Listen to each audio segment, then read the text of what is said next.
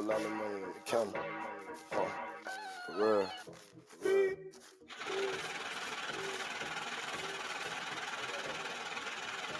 Hold up. I got a whole lot of money on the counter that the nigga been counting, but I almost lost count. For real. Whole lot of money on the counter, but I got a whole lot of money on the counter that the nigga been counting, but I almost lost count. For real. I got a whole lot of money on the counter that the nigga been counting, but I almost lost count. For real. Got a whole lot of money on the counter that the nigga been counting, but I got a whole lot of money on the counter that the nigga been counting, but I almost lost count. For real. Got a whole lot of money. Got a whole lot of money.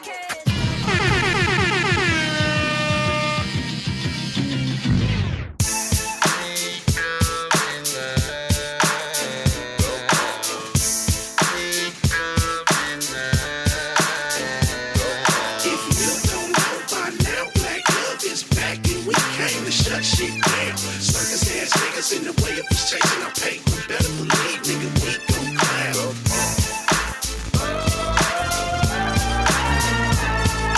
I do it for the gangsters, getting my paper, living like a young OG. What's my motherfucking name? Big GOV.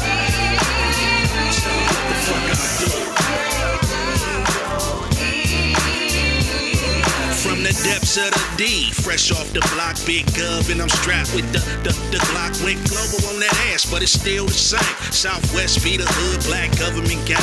You can follow me if you wanna, but you better not slip, cause I'm known to hit niggas with hollow tips when they click. They say they want that OG shit and street shit back, so I'm here to give it to them like this and like that. And it don't stop, it don't quit. I'm getting rich and fucking on yo bitch. I'm in the club like my shit don't stink.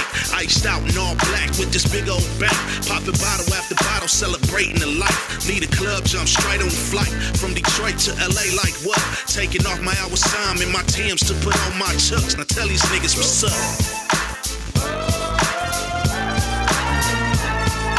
I do it for the gangsters, getting my paper, living like a young OG. What's my motherfucking name? Big GOV. Tell me what the fuck I do.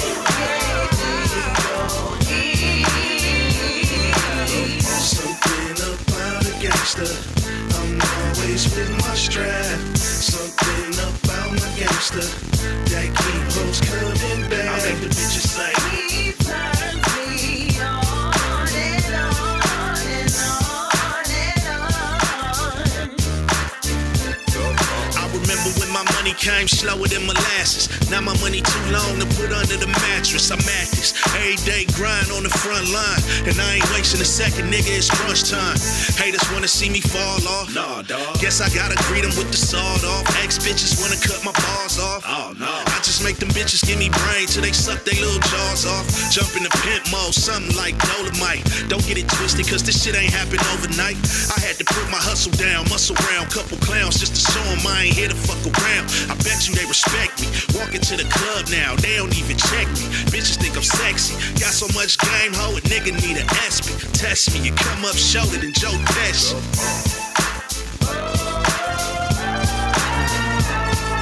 I do it for the gangsters, getting my paper, living like a young OG. What's my motherfucking name? Big GOV. Tell me what the fuck I do.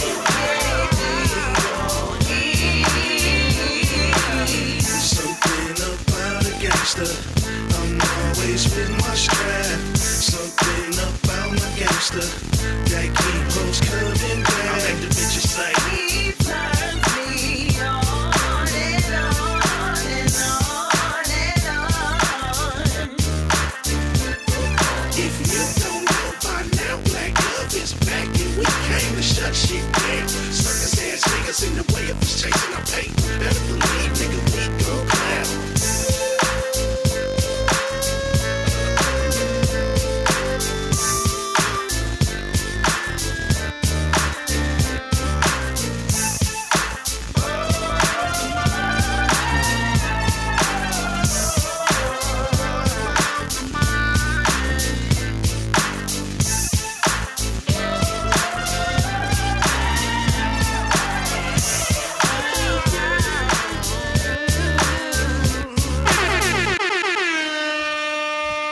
What's the deal? What's the deal? Welcome to the Cash Out Podcast. I am your host, Clayvon, and of course, that's my brother DJ 808 on the ones and twos. And today we got a very special guest in the building, y'all. We got Detroit to LA. My nigga Big Gov. Big Gov, what's going on, homie? Hey man, what's cracking, man? Happy to be here, man. What's the word? Ah, man, we just have to get this work done, man. It's only right. You understand what I'm talking about? Yeah, yeah, hell yeah. No, I could dig it. I could dig it, man. Look, before you even get into anything, man, I just gotta talk about that track. You feel what I'm saying? Because I was over here crip walking like a motherfucker. You hear me? Thank, thank you. You know what I'm saying? That was the goal. That was the goal to make it look Yeah. like a sea walk. That was the Come goal. on, homie. Like, you feel what I'm saying? Like, they really, really went to work on that track right there, man. I think that it was dope as fuck that you revamped such a big song for us. You feel what I'm saying? Like over here, and then they can enjoy it over there. It's like that track right there. I was like, damn, like really listening to it right now. I'm like, nah, bro, slid on this motherfucker. Oh man, good looking, cuz. Good looking. On the real, on the real. But look, man, for those who don't know, man, give them a little bit of history about yourself, man, where you come from, what you got going on. Hey, well, shit, I come from southwest side of Detroit, man. I moved to LA, so I kind of like been back and forth between Detroit and LA from like 1992 up to like maybe 2007. So, you know what I'm saying? I'm fortunate enough to say I got the best of both worlds. You know, I got the Motown and that Cali shit cracking.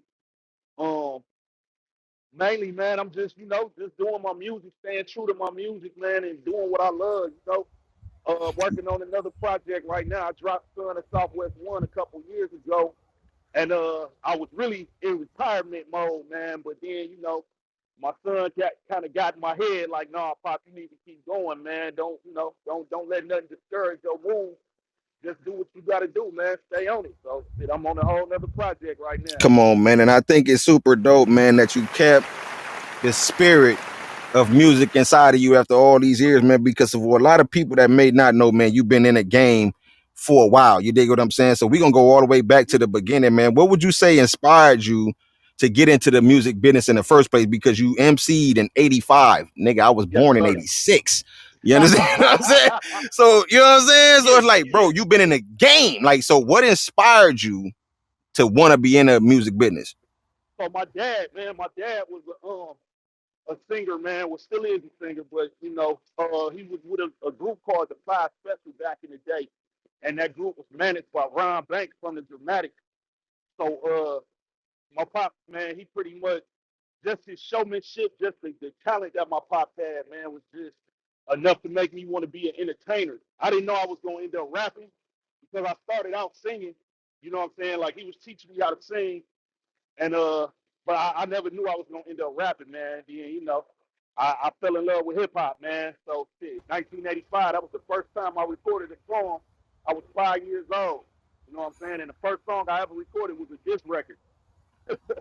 Wow, that's crazy, man. And again, like for you to just have that, I mean, this is almost 40 years in the game. You dig what I'm saying? I need people to understand that. You know what I mean? That's consistency at its finest, man, because your first performance I was 1 years old. You feel what I'm saying? And you was already on the stage 1987 doing your Yeah, thing. And I'm like, hell yeah. man, this is real history right here. You feel what I'm saying? So for you to be able to converse with me about music and you've watched it transition more than once, more than twice into what Yeah, it is today. You dig what I'm saying? It's just astronomical to me. You dig what I'm saying? So man. like just from your perception of what the music has transitioned from then to now, how do you see the music industry today? Well, honestly, man, I'm gonna just speak from my point of view. 'Cause, I'm pretty sure it's people that's not gonna agree, but the industry now, the way it is, it kind of turned me away from wanting to be an artist and chasing the dream of being an artist. It pushed me to the point of just doing music now because I just love to do music, not because I want to be famous and none of that old shit. I just really love music. You know what I'm saying? So that's the point that the industry has me at because it's so political, man, and everything has changed. They took the fun out of this shit. You know what I'm saying? So I mean, I find the fun being in the studio creating and just throwing it out there and seeing what people think of it. You know what I'm saying? But as far as hip hop itself, man, I love to see how far hip hop has become. You know what I'm saying? Because it was only supposed to last for 10, 20 years. I mean, leave it to the society. Back then, they said hip hop wouldn't be around. So, see, we in the 50th year. You know what I'm saying? And I think that's extremely dope, man, that we was able to keep the sound alive after all this time. You dig what I'm saying? And stuff like that. So look, again, from your experience, you know what I'm saying? What was the most detrimental thing to you that happened to hip hop? Um, I want to say the first time we sold a part of the culture to the other side, if you know what I mean. Definitely know what you're talking about. I definitely get it. Yeah, I think then that's when we lost all of the, the essence of it. You know what I'm saying? Once we sold it to the other side and they got a hold of it and turned it into like a straight up business situation, you know what I'm saying? Like that's when we lost it for real. Right. So again, man, it's a whole body of work for me to talk to you about, man. So I'm gonna try to stay on track because again, I'm a hip hop head, I'm a music head in general. You dig what I'm saying? So I make sure I keep up with all the greats and the dope people in the game, man. So I want to talk about a few of your projects, man. I see you had took a picture with Westside Boogie for his birthday and stuff like that as well, man. And that's another big dog in the game for a lot of these youngsters that may not understand. You know what I'm saying? But Yeah, no, what's your that's fine. relationship? Yeah, what's your relationship? How did y'all end up meeting? You and Westside Boogie? So we met, man, it's crazy because we met in the valley at an open mic. He used to be a part of this clique called the Beast Gang, and my homeboy, a couple of my homeboys, they from the blue side, even though he's from the red side, he's from Compton. They all linked up, and they all came through to the open mic, man, and did their thing. And from that point on, we just got cool. You know what I'm saying? Because I was hosting, and Okay. we got cool, man, and we've been rocking ever since. I actually headlined my first show at the Whiskey a Go Go, over there on Sunset, man, and they came out and opened up for me. You know what I'm saying? And now look. Okay. So it's another interesting thing that I wanted to ask you, man, because I had to dig a little bit. I had to refresh my memory. You dig what I'm saying? So, I wanted to talk about some key things and stuff like that. And I see that you have made a statement about never struggling in the music business, but definitely feeling like you just chose some of the wrong people to work with. But when you say you never struggled in the music business, what did you mean by that? Like, if you can elaborate a little more detail for that. Well, I never struggled, you know what I'm saying? Basically saying that I never had to fight with myself on what was relevant and what wasn't relevant. I just stayed true to whatever I wanted to do. You know what I'm saying? I stayed true to what felt good to me. So I never had to worry about, you know what I'm saying, fitting in with the crowd or doing something outlandish to make people love me and fuck with my music and all that shit, bro. I just stuck to my guns. You know what I'm saying? And Right. that for me, it made my career easy. You know what I'm saying? No, that definitely makes sense. You dig what I'm saying? So, but with that being a thing, you feel me? And I love that about you. For what I'm saying, and I hope for the people that hear this, they adopt that attitude. You dig what I'm saying? Because that's again what gave you 30 plus years of consistency in this business, and that's a very hard thing. I mean, you came before a lot of the greats that are the newer generation. You came before all them. You dig what I'm saying? So that's extremely dope. So you was talking about having the wrong team on your end. Like, can you go into detail about what you meant by that? Like, I mean, I know what you mean, but for the listeners that want to get into the music business themselves, and just give them some pointers of some things to look for when trying to create the team. Man, basically, you just want people that can pick a position and hold their weight in that position that they pick. You know what I'm saying? I had teams where I had people, come along and say, yeah, I can do this, do that. And they wanted to be more famous and more out front than the artist. You know what I'm saying? So, Man. yeah, so with that being said, shout out to my bro Ron Dent. He in the group. He's actually the president of Black Government Music Group. You know what I'm saying? He's been with me from the beginning. You know what I'm saying? So we done been through, man. He'll tell you, like we done been through at least 40 or 50 people, man. You know what I'm saying? As far as the team, it was times when we'd go out to the club, bro, and be like 50, 60 niggas deep, man. Niggas used to call us the baby BMF because everywhere we went, we was that deep, man. And just dealing with all of the drama and all the bullshit that come along with that, it kind of put me in a space to say, we need to go ahead and slim this shit down, man, and cut back. You know what I'm saying? And be more controlled with our movements and the shit that we doing. You know what I'm saying? And that was the best thing. I think that was the best decision I could have made, man. Yeah, and I definitely agree with that. I was actually just having a conversation with some of my young comrades not even too long ago about quantity over quality. You dig what I'm saying? I'll use it in that capacity because like having that many members, it's hard to keep up with the snake shit that's going on. And Oh you know what I'm man, saying? Like when you got everybody that you can see them and everything that happens is right in your face, it's easier to it's easier to control, to structure. You dig what I'm saying? So, yeah. you know, I could definitely see the advantage of slimming down the circle and getting like, you know what? Fuck all this extra entourage shit. What do you do? What do you do? But What you do know you do? what, You know what bro? I'm saying? Yeah. Not to cut you off, but you know what? Even better than slimming it down, but slimming it down to the people that's like minded. You know what I'm Right. saying? That's on the same page, bro.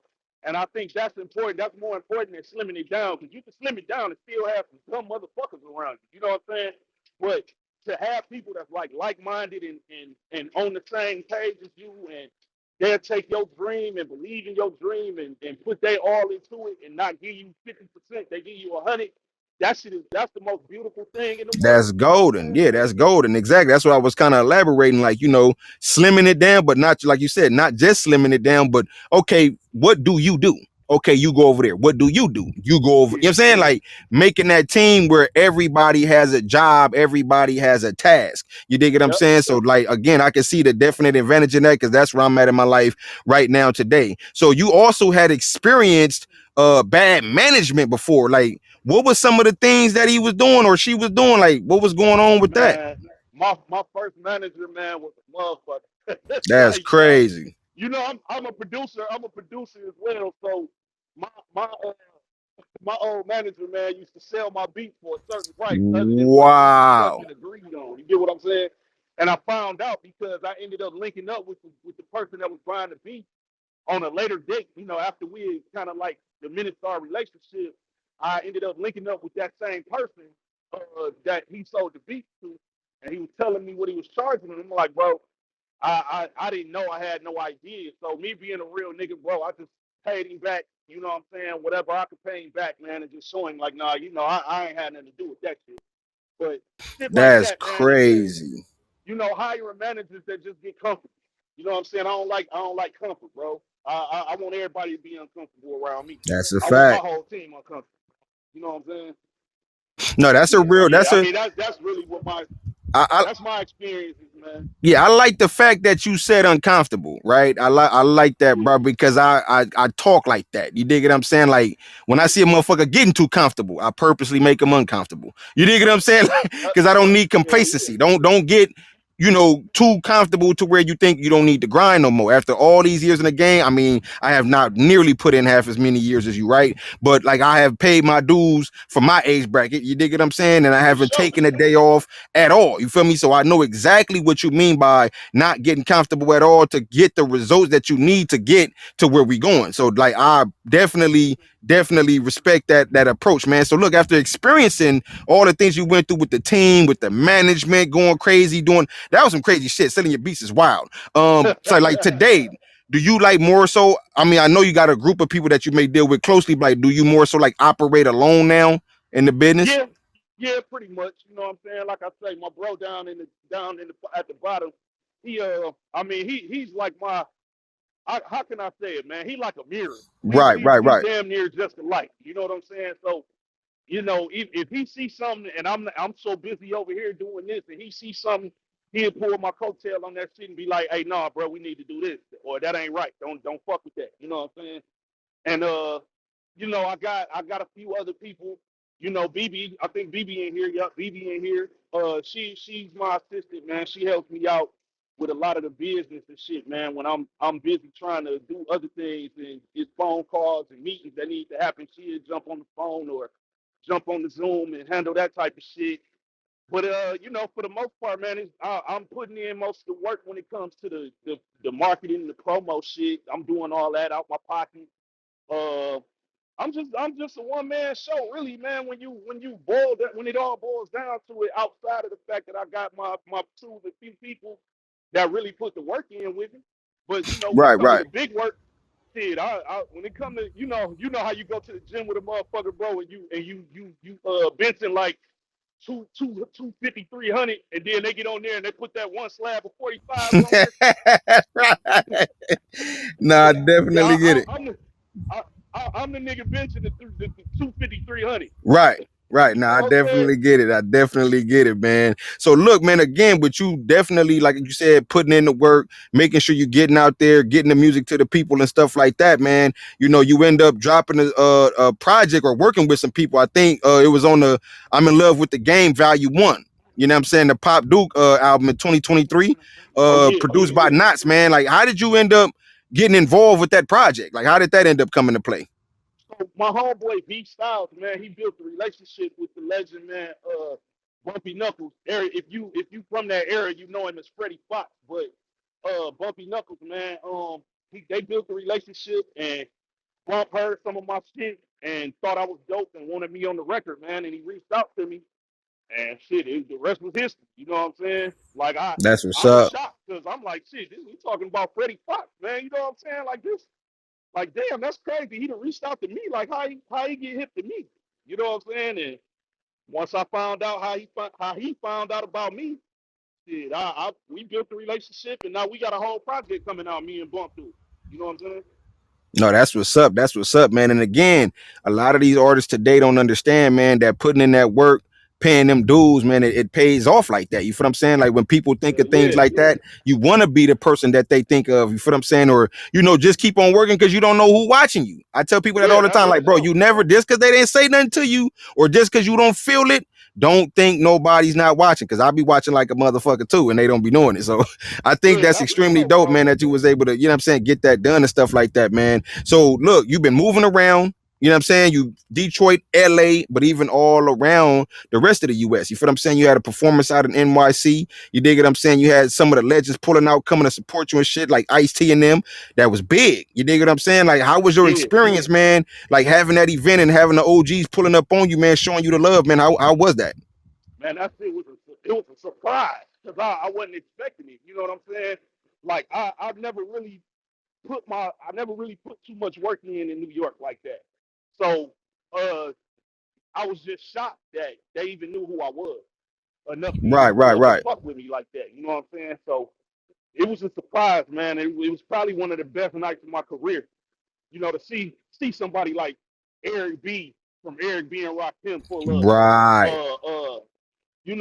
To see Ice T pull up. You know what I'm saying? It was a lot, man. It was a lot, bro. And I felt great that night, man, because it was like, damn, these are the motherfuckers I grew up watching and wanting to be like. You know what I'm saying? Yeah, I mean, I think that's So real big again to have the pioneers. You know what I'm yeah, saying? Coming to fuck with you and stuff like that to support you, man. So look, even just having those kind of relationship with some of them people or just getting to know some of them people, have any of them, and whether good or bad, it don't matter, you feel me? But have any of them ever like opened some doors for you to further yourself in the business, like through your alley oop or anything to that nature? yeah, they have. Actually, they've done more than what I could even ask them to do. Right, right. Um, and the thing is, I'm just an independent dude, man. I didn't been situated with deals on the table and all kind of shit from those people that we was just talking about. Like they didn't put me in situations to sit down and negotiate deals and this, that, and the third, man. But I'm just an independent dude, and I believe that, you know, I believe in being responsible for my come ups and my failures. You know what I'm saying? Right, And I right, don't right, I right. don't want to ever sign to no record label, and then 5 years later I'm miserable as hell because I can't get out the deal. You know what I'm Right, right. saying? Like I don't believe in that shit, bro. I believe in keeping your independence. I believe in, paying your overheads, investing in yourself, and enjoying the fruits of your labor, man. No, You know that's what a I'm saying? fact. That's a fact on the real. And again, you've been having the OGs, the legends from both sides of the map, though. This is what I be needing people to understand. Like, you really, really, really put some paint where it ain't in this business. You feel what I'm saying? So, like, Yeah. even coming over to the West Coast, you feel what I'm saying? Being with DJ Quick and stuff like that, man, and locking in with him. And he's a super creator. I mean, DJ Quick was a different kind of individual when it came to music and stuff like that, man. How did you end up even getting in the same room with DJ Quick? How did that happen? So I got a little cousin named Gift Reynolds, and at one point, Gift Reynolds was signed to Quick, Oh, okay. and yeah, yeah, he was signed to Quick, man. I don't know if you well, I ain't gonna say I don't know if I'm pretty sure you did listen to the Book of David Oh, yeah, album, come on, man. and yeah, Right. yeah, yeah. Gift is all on there, man. You know what I'm saying? And he pretty much introduced me to Quick, man. Oh, He okay. he put me on with Quick, and Quick fell in love with what I do musically as a producer more so than an artist. You know what I'm saying? Oh, okay. Like if you talk to Tweak today, he'll tell you he'll fuck with me more so on production than he would be me as an artist. That's just how Quick is though. You know Right, what I'm saying? right. And he'll tell you the truth. He'll tell you the truth. You know what No, I'm that's saying? what's up. I mean, again, just having somebody like that on your side in music and respecting your craft is a big thing because again, man, he's a super creator to me. Like I love what he did with Use a Gangster. A lot of people don't understand the message in that song, especially the third Exactly. verse. You dig what I'm saying? Exactly. Where like where Exactly. music came in and he explained how music is spiritual, how music is, can because they don't understand manifestation. You dig what I'm saying? Right. They think that, Right. they're not understanding and grasping that we putting words over a beat, a frequency, and we're getting paid hundreds of thousands and millions for it. Why you think this shit is so high like that? Because they know the power of words, they know the power of frequencies. So when he talked about that message and use a gangster music being spiritual and stuff like that, and saying that, be careful what you say on these tracks because you can say things that can make it good, or you can say things that can make us bad for us all. And I That's think a that fact. he had that him having that approach in music all those years ago is what made him such a legend in the game today. Because I tell niggas all the time, Quick didn't fall off. He strategically moved the way he wanted to move. You feel what I'm Yep. saying? So Yep. being with DJ Quick, what's some of the best advice? I know you got some game from him. What's some of the best advice you feel he gave you? Shit. Stay true to yourself and don't give up your music for free. Right. No, that's a fact. Whatever you do not give your music up for free. You know what I'm saying? Like he was like, I get it, but he was like, I don't believe when motherfuckers say you got to give away music to promote yourself and this, that, and the third. Get your ass out in the street. You know what Right. I'm saying? Like that, and that's what people is lacking nowadays. Everybody being lazy. They depending on social media too That's a much. fact. You know what I'm saying? So shit, when me Quick and Gibbs went to Chicago, shit, we was out there in the streets doing guerrilla marketing. Right. But see, they don't understand though, Gov, that guerrilla marketing works the same today as it did back then. You feel what I'm saying? Like you said, they're getting too comfortable with social media. And I tell niggas all the time, if you want to just drop a song on social media and think it's just gonna go crazy, nigga, you better off playing the lottery. You know what I'm Exactly. saying? Like, so at the end of the day, man, guerrilla marketing would never die out. That's a market tool that I still, or market system, excuse me, that I still use till this day, man. It did never go away, man. So, but again, I get to talk to you a little bit different than a lot of other people, Gov, because man, you've been down with this shit for so long. You've seen so much. You've experienced so much. You've met so many people. You feel what I'm saying? So I had Yeah. to really, really specify some of the things that I wanted to talk to you about because fucking with you, I can actually talk to you for days about this music shit, weeks about this music shit based on your experience and time that you spent in it. But it was something interesting to me that stood out about you relating to DMX because DMX is a Sagittarius like myself, and we can be very, very deep. We can be so deep in our thought. We're not afraid of rabbit holes. We will go deep down into that thing. So when you said you related to DMX and how he was as a person, can you specify some of the things that you felt that you related to just for the people? Well, first of all, I just want to say this, right? I'm an advocate of mental health. Right. Um, I lived my life for a long time being angry when I shouldn't have been. You know what I'm saying? Because if you really want to just take it there for a second, spiritually, we are supposed to live happy. We are supposed to be born into a world of happiness, right? And what people fail to realize is they thinking happiness is something that's supposed to just happen. Happiness is something you're supposed to choose. You know what I'm saying? So for me, I never chose happiness. I chose what my environment made me. You know what I'm saying? And it Right, fucked up a right. lot of relationships and a lot of things in my life. That a lot of things that was in my life that was important. It kind of fucked it up for me because mentally I wasn't stable and I wasn't in the right place, in the right frame of mind to handle these things. You know what I'm saying? So with DMX, um, a lot of his trauma, a lot of his issues mentally, a lot of the things that he dealt with in the industry were things that I dealt with. You know what I'm saying? And for me, it was just a moment of clarity when I met him because we had a conversation and it was like, damn, I could finish this sentence because I knew what he was going to say next because I had already went through it. You know what I'm saying?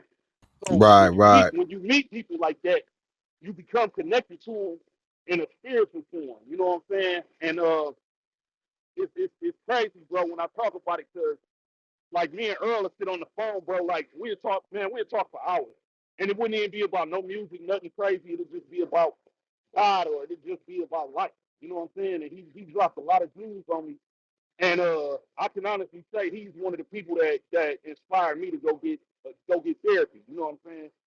And once I did that, bro, life been so different for me and so much better. I just hate that he had to leave so soon, man, because he was on his journey to make Right. that transition. You know what I'm saying? So yeah, man, it's a sad situation, but I can honestly say I'm fortunate to have met him. You know what I'm saying? No, facts, man. Because again, DMX was definitely one of them guys, man. I mean, again, just listening to that dude is just different. I mean, he be saying some shit that be having me like, bro, that was a different kind of person, man, that God gave us, man. So just having some time with him, being able to converse with him and, things like that, man, exchanging information. What would you say was one of the most impactful things? Because DMX be saying some shit, bro. Yeah, he What's one of do. the most impactful things you can remember him saying? Bro, he asked me one day. Uh, he asked me one day. He was like, "Hey, when you look in the mirror, are you happy with that person, or do you even like that person that looks back at you?" And I was like, damn, Mm, that's a deep ass question, because at that point in time in life, there was so much shit going on that I really didn't like myself. I didn't like who I was. I didn't like how I was living. None of that. You know what I'm saying? And he told me, he was like, man, when you get to that point where you can look in the mirror and you won't look away, you doing something. You know what I'm saying? You really doing something. You can look in the mirror and not look away and not feel ashamed about nothing or the way you live. You doing something. You know what I'm saying? that's a real shit right there, man. On the real, man. I think a lot of people, the reason why I can understand that, Gov, is because when I was younger, I didn't like looking myself in the mirror, and it wasn't because of self-hatred. It's just that I didn't like what I seen, and it wasn't like me looking ugly or nothing. It was just the look in my eyes. I can see my own soul type shit. You feel what I'm saying? Like, Hell and then I used to do, I don't know if I'm weird for this, don't judge me. You feel what I'm saying? yeah. I used to put my face all the way up on the mirror and look stupid deep into my own eyes, like just really just like let me get close up on myself and really dig deep into myself, man. And that shit get a little spooky if you do it long enough. Hell yeah. Yeah, Hey, hey, you do that shit long enough, especially, like, oh, let me get out listen, this bro. fucking mirror. Man, hey, especially when you ain't living You right, hear man, me? and you know you ain't living right. Hell yeah, Yeah, that that's shit a whole spooked the nother nigga. I ain't story. gonna lie. I said, let me get out this motherfucking mirror before I give myself a mental issue. You know what I'm saying? But nah, I could Yeah, definitely understand that. And I think that's important that people get in tune with they self. You know what I'm saying? And start learning to love yourself and accepting yourself, flaws and all. You feel what I'm saying? And stop running around like ain't nothing wrong with you. I tell people all the time, it's okay to be yourself, but just understand that all of you is not okay right. and balance that shit out. You feel what I'm saying? And I think a person would be a better performing human. You know what I'm saying? But No, that's a yes, fact, bro. I mean, and then too, we gotta realize, bro. Sometimes we gotta realize we human beings, bro. We gonna make mistakes. They put erasers on pencils because they knew people was gonna fuck up. You know what I'm right, saying? right, So when it all boils down to it, man, as long as you try, right. as long as you try, you know what I'm saying? That's all that matters, bro. Just don't get so complacent with being fucked up as an individual that you just don't try. You know what I'm saying? Right, right. No, that's a fact. That's a fact, man. So look, man, you've been on the stage, like I said, since 87, 85. You know what I'm saying? You've been rocking them left and right, stuff like that, man. And so after all these years, 25, 30 plus years in the game, man, you just had a recent, not too long ago, a performance at was it Stan Juice Hall? And, I St. seen the Andrews, yeah. crowd. Yeah, man, the crowd was wild. They was in that motherfucker just, and I'm like, damn, bro, like, and this is why what we doing today is more important to me for me to get the story of people like you, because a lot of people don't understand how many people paid the way for them to do what they doing, man. Because again, it looked about a few thousand in that crowd and they was rocking out crazy to you and stuff like that, man, and just having a good time. You know what I'm saying? So Yeah. after all these years and still being able to rock a crowd like that, man, how does it feel for the newer generation to be tuned in with you like it was back then? Well, I'm gonna say this, man. Um, we not what we gotta stop doing. is we got to quit creating a divide between the OGs and the youngsters, right? Because Facts. it's like this. When Michael Jordan, the year Michael Jordan retired, he was in the game with a bunch of youngsters, and they all respected him. You know what I'm saying? They all respected him. They all respected his legacy and everything that he did to pave the way for them to play the game. Nowadays, these record labels, you know what I'm saying? These bitter ass old niggas who couldn't shine when they was trying to do what they was trying to do, so now they want to live vicariously through these youngsters. They putting it in their ear like, man, y'all killing these old ass niggas. We get these old ass niggas off the way. Blah, blah, blah, blah, blah. But when you look at all of the other genres of music, you got all of these OGs that still get loved, accepted, and respected by all of the people that's in these genres. Why? Because That's a fact. we the only motherfucking nationality or the only race that think like we think. Get the old niggas out the way so the young niggas can take over. Like, come on, man, it's enough out here for everybody, bro. But to know that I can still resonate with the youngsters, because I'm not no old nigga, man. Like, I mean, my age, I might be my age or whatever, but I ain't no old nigga. I don't live like no old nigga. I don't treat You youngsters hear like me? no, you know what I'm saying? Tell him to put some fucking respect on her name, nigga, because they be calling me old, and I'm like, bro, don't do that. Don't do that. Hey man, you ain't old. You ain't old. I'm gonna tell you when you old, bro. You old when you can't do what you love. Right. That's when you old, my nigga.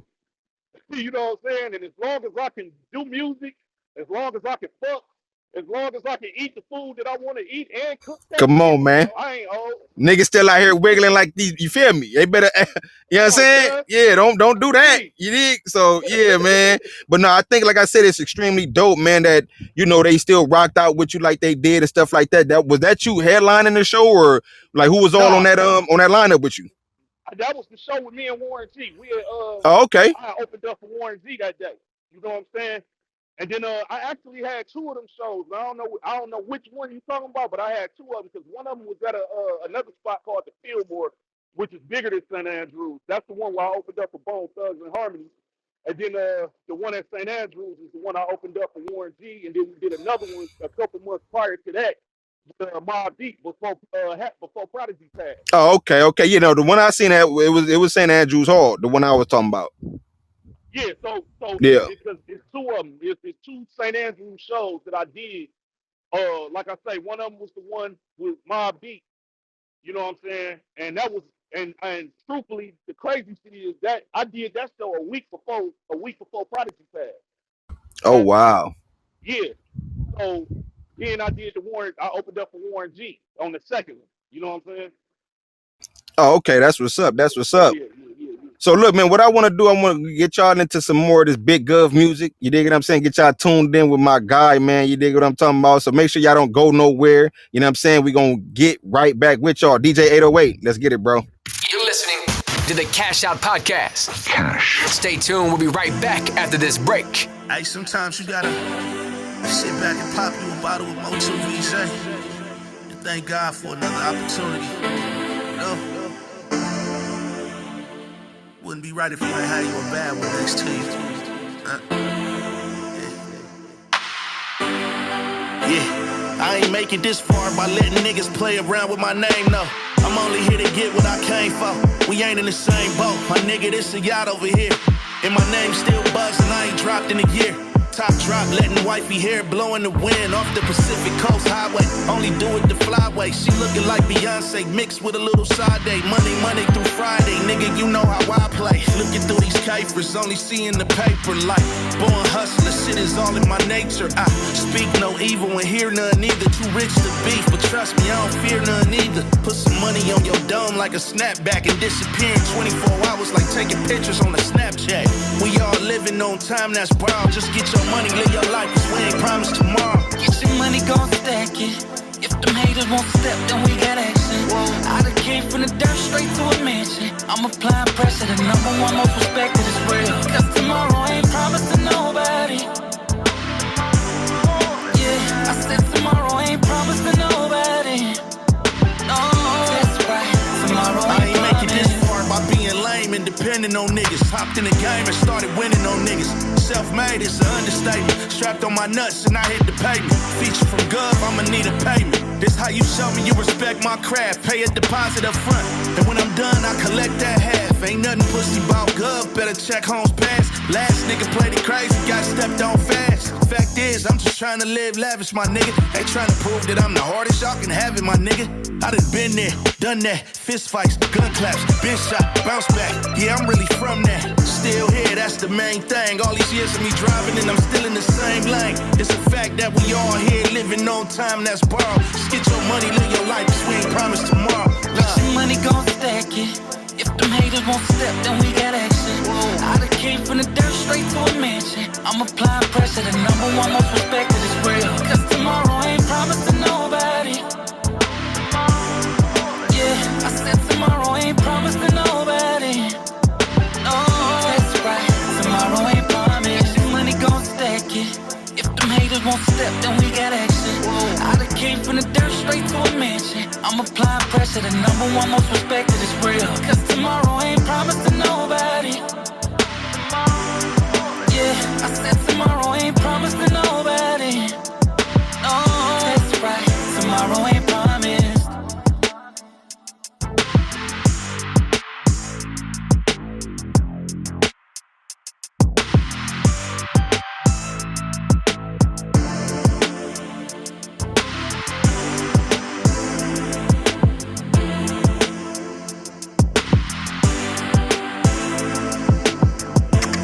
Welcome back to the Cash Out Podcast. Get it.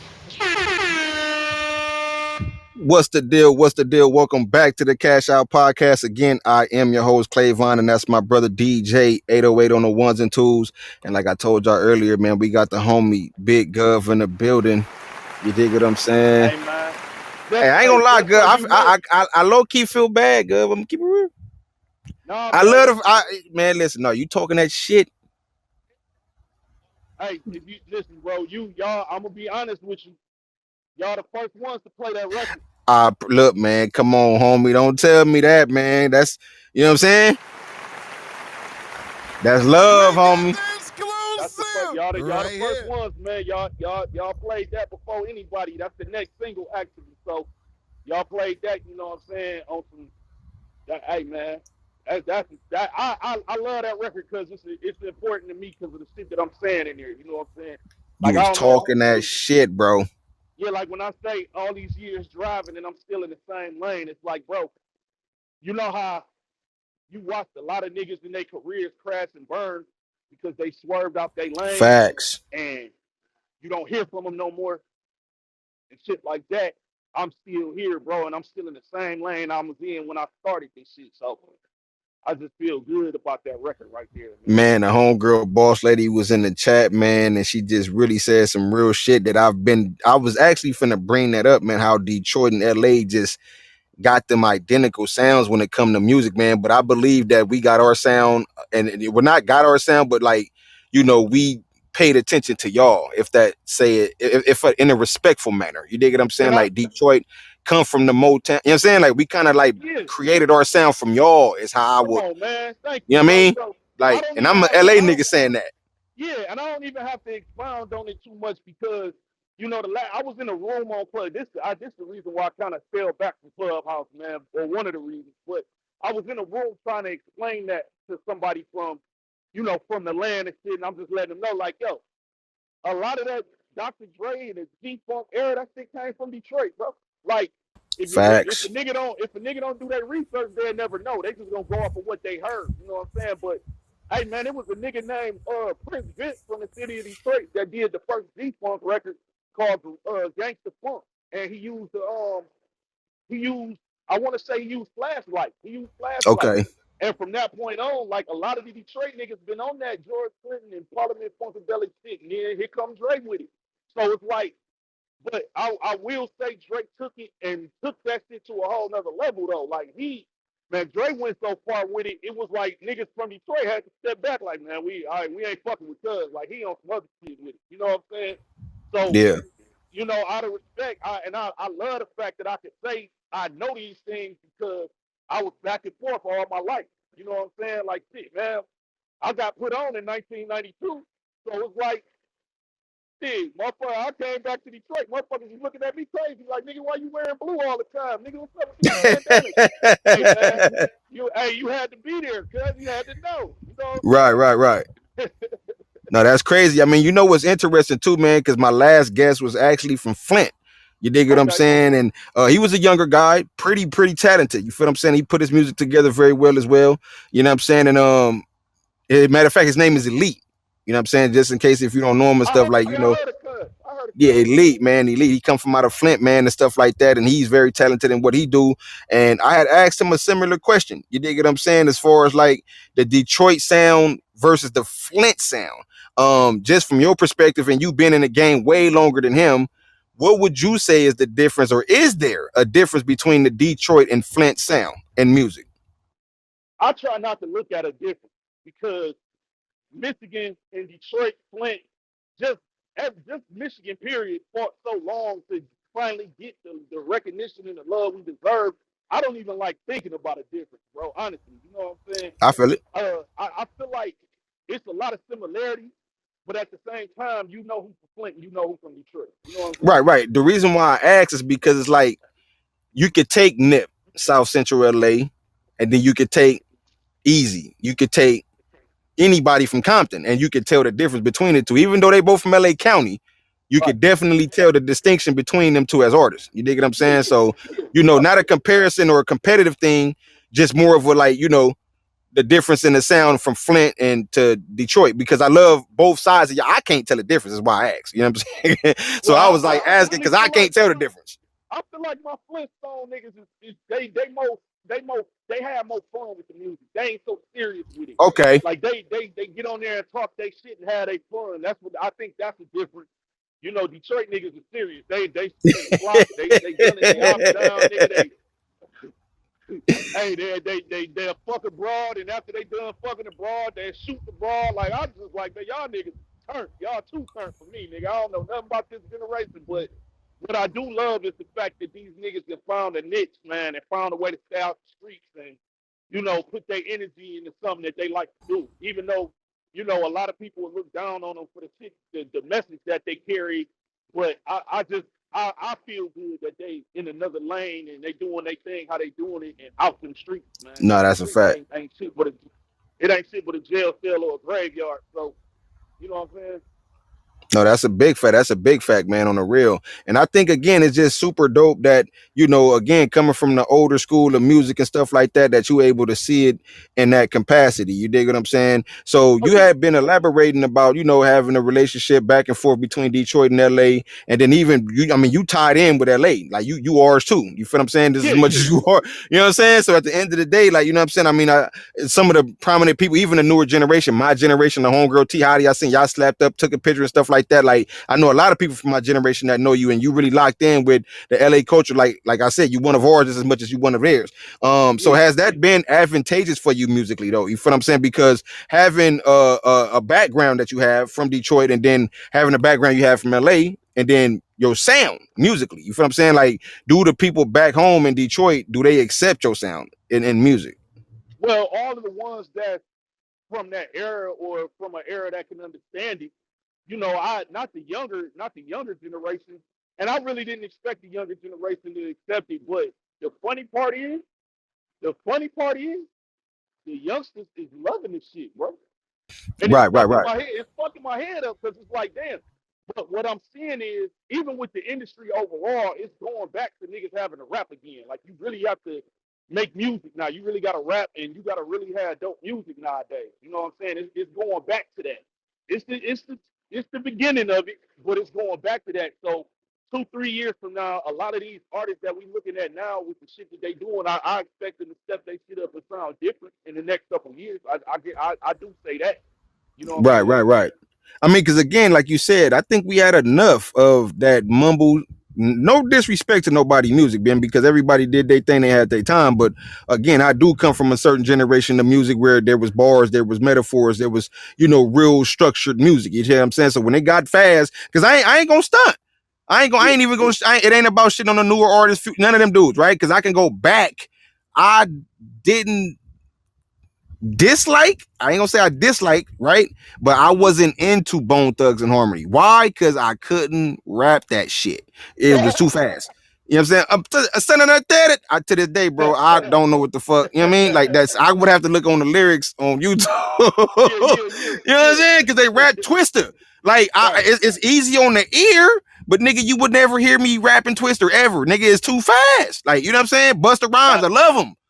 Can't rap his fucking music though. You feel what I'm saying? So I think at the end of the day, it's like it's dope that, you know what I'm saying, music has evolved to what it is today and stuff like that. But you know, I mean, I think it's the first shall be last, the last shall be first. It started off with bars, it started off with structure. We got a little bit of scrambled music, is what I would call it, and now it's going back to let's get back to structure. Let's get back to the blueprint. Let's get back to the basics. You feel what I'm saying? And so we can enjoy music again, because I honestly can't say I fully enjoy a lot of music, right?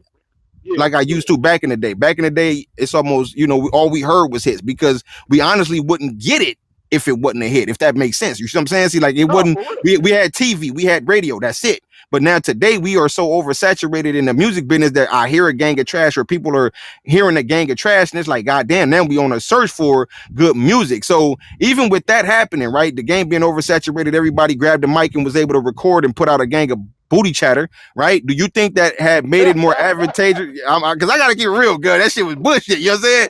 But do you think that happening made people appreciate what y'all do musically? Yeah, for sure. Because think about it, bro. The last year and a half, all you've been seeing is OGs coming out the woodwork, coming back in the game, doing dog. It fucked me up to see Big Daddy Kane come out again and just go crazy. Like, you know what I'm saying? So I really feel like, you know, it was the wake up. It was the wake up, man. And it's really a difficult thing, because these record labels, man, these execs be having so much money to put behind bullshit, bro, and shove that shit down people's throats. I always say the industry remind me of Mountain Dew, because Mountain Dew put out a nasty ass pop probably about a year ago. It was mixed with watermelon and fucking tahini or some shit. And it was an actual drink, and the youngsters went crazy about that shit. So motherfuckers our age looking like, man, what the fuck do y'all see in that shit? You know what I'm saying? Right. But at the end of the day, Mountain Dew got the money to push that shit and shove it down the throats and make people love that shit. Right. So if it's ignorance, or like all of the ignorance, and I'm gonna just call it like it is, bro. I'm against that sexy red shit because I got daughters. So I don't fuck with that shit. I don't fuck with the message. I get keeping it real and keeping shit 100. I do, but sometimes, you know what I'm saying, it's a lot of times it's overboard. You know what I'm saying? And when I got daughters that's young and they growing up, and I really can't control what they listen to because I'm not with them every day, and social media is so wide open, I just don't want them to be subjected to that shit and influenced by that shit. You know what I'm saying? And young girls is heavily influenced because they spongy. So, you know, at the end of the day, man, I just look at all of the money that's going behind putting out this ignorance, and it's fucking the game up, bro. It's really fucking the game up. Yeah, I would even say as a father as well, right? I got 2 baby girls. You dig what I'm saying? One I'm 16, one I'm 12, and they just so different, right? My 16-year-old, she would buy into the sexy reds, the lottos, you know what I'm saying? And all due respect to them ladies, because they doing their thing musically and stuff like that. But my 12-year-old, she got an old ass soul. Like, you feel what I'm saying? She listened to the old shit that I listen to. I'm like, yo, it's crazy that, you know what I'm saying? It happened like that. You know what I mean? I think just as parents, I think if we just, you know, instill the right things into our kids, it kind of like, because I used to be worried about that. Like, man, I can't let them, you feel what I'm saying? But then it's like, I think it fall on their personality, like who they are as a person. Because what I've learned as a parent now, having children from 22 to 11, is that it don't matter what I put into my kids, they gonna be attracted to what they attracted to. You dig what I'm saying? So it's like, almost is like, damn if you do, damn if you don't. So like, and even sometime with music, because I have met a young lady before that, you know, is in the music, you feel what I'm saying? And she makes a certain type of like that kind of sound. But if you talk to her, you be like, damn, she ain't even like that. So I asked her, like, well, why do you make that kind of music? And she was like, well, this is kind of like what's happening right now. You feel what I'm saying? And not that she don't completely like go against what she rap about, more like it's just like you wouldn't think because I was kind of scared to talk to her like as a person, not wanting to offend her. And she was like way more reserved, and you know, her vernacular was up there. I'm like, oh shit, like, you know what I'm saying? So I learned to just not try to like judge people based on music, because some people just want to have fun, some people do it for the money, you know what I'm saying? And you know, you got people like us, we do it for impact and legacy. But hold on, bro. Hold Hmm? on now. Sexy Red ain't just doing music, bro. No, I don't even know their music, so I can't argue that. I don't know a Sexy Red song. You would have to play it for me, and I'd be like, oh, that's her. Hey, listen to me, my brother. It's one thing to be a gangster rapper and a studio gangster or a studio porn star, but it's another thing to really be a motherfucking porn star and rap about it and show that you a porn star. So, you know, so look, I get it, man. So I'm not the one to judge, but at the same time, like I said, man, you know, we no matter what we instill in our kids, we always gonna have that outside influence, bro. We grew up being influenced by the outside, like, you know what I'm saying? Right. So I get that and I understand that, you know what I'm saying? But I feel like at this point in time, even with the music that I make, bro, I'm not as gangster as I was. You know what I'm saying? Because life is different. I don't have to worry about being in the wrong hood, wearing the wrong colors and shit no more. Everything is different. I'm older. I'm trying to teach my kids something different. I'm trying to show them a better way of life, or how to get to it without having to bust their ass and work for the next man and make somebody else richer while they get peanuts. Like, that's the shit I'm on in life right now. So my music that's a fact. is, you know what I'm saying? That's a fact. That's a fact. So look, again, because I'm not lying when I say, you know, and I know people gonna be like, what? Nah, it ain't no what, because I just don't listen to a lot of new shit, right? Or is one of them girls that you named said some shit like my wooty woo pink, my booty brown, all that. Them, oh yeah, not listen. No, not even my. If I hear my 16-year-old listen to that, I'm like, hey, bro, turn that shit off. I'm gonna get real. She gotta turn that song off, because I'm like, why the fuck would somebody say that in a song? My wooty woo pink, my wooty woo brown. I'm like, whoa, what the fuck? Like, so what about when you ain't around? Yeah, not even Lil Kim. No, I was going, but what about Lil Kim? Because niggas love Lil Kim. Same shit. I was always against that shit too. Because like I say, man, well, you know, I'm older, bro, so I done had daughters forever. I mean, my oldest daughter is 23. So I done been around this shit long enough to know, like, yeah, that ain't the shit I want her listening to. Right. So, Yeah, because Lil Kim, I would say she's the creator of that kind of music. You dig what I'm saying? And I think that's why I kind of like don't have such a aggressive approach with it, because I've been listening to it. You dig what I'm saying? Like, even when it came to my man Jermaine, like, no.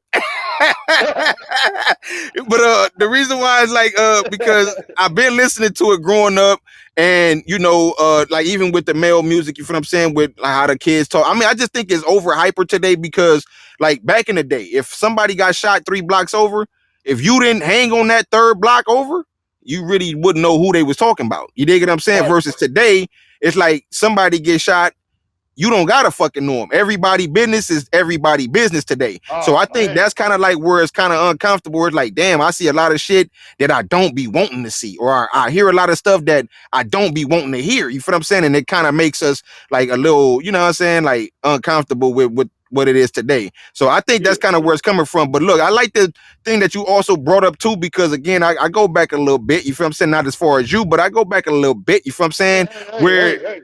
No, I'm just saying musically, you feel what I'm saying? Where a lot of people can't have this conversation when it came to the comparison between Jay-Z and Nas. I hate that comparison too, because it's like them niggas is both great. But if I had to pick in that battle, Nas beat Jay-Z, and Jay-Z shared the same birthday with me. I fuck with Jay. Shout out to Jay-Z, Rock Nation, all the shit. But Nas went crazy, in my opinion. Come on, man.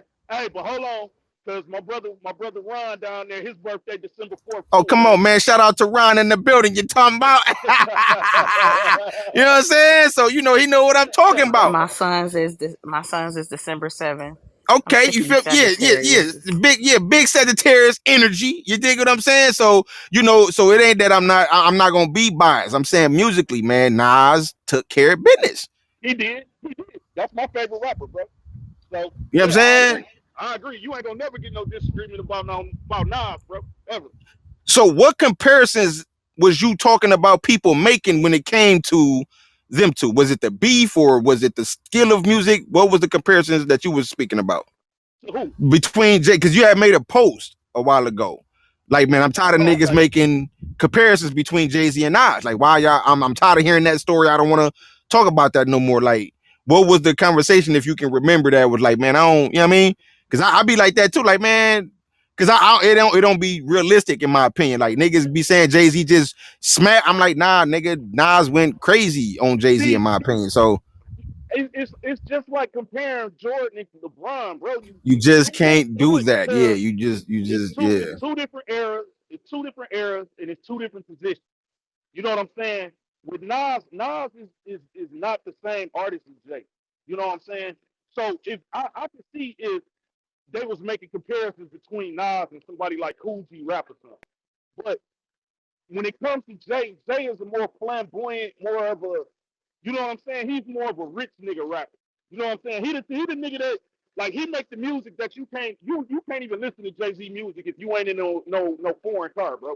You Right. gotta be in a Benz or Type something to shit. listen to. Yeah, you know what I'm saying? Right. But Nas give you that relatable ass, like, back to the hood, back to the project, back to just he make you feel like you was right there with him.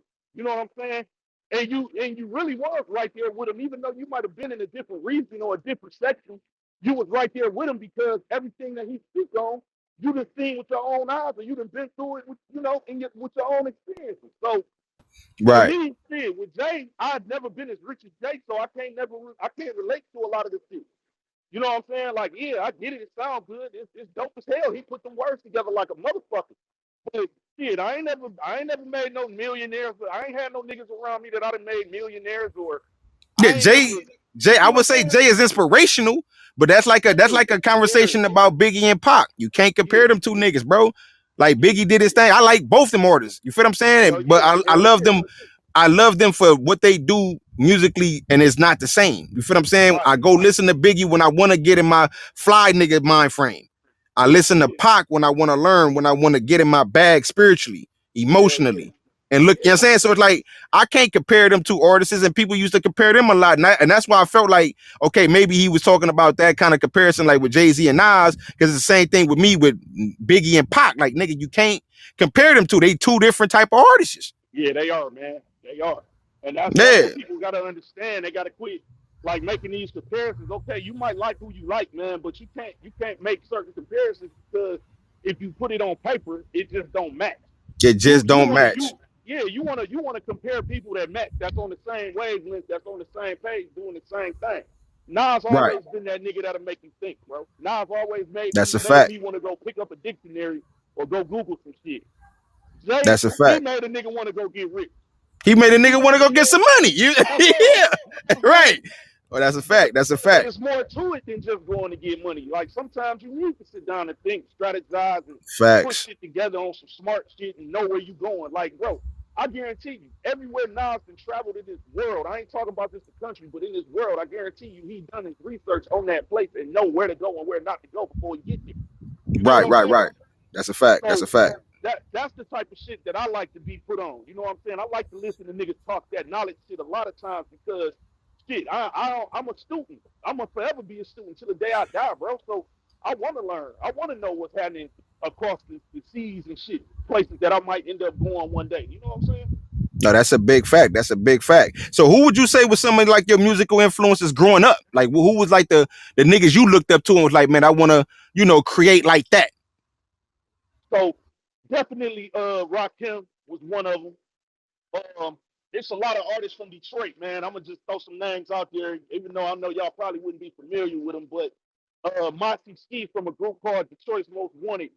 He was so influential, bro, and so, man, I wanted to be just like that dude, man. When I was a kid, bro, like I used to see that dude, and you familiar with Jackie Wilson, the singer, the old school singer Jackie Wilson?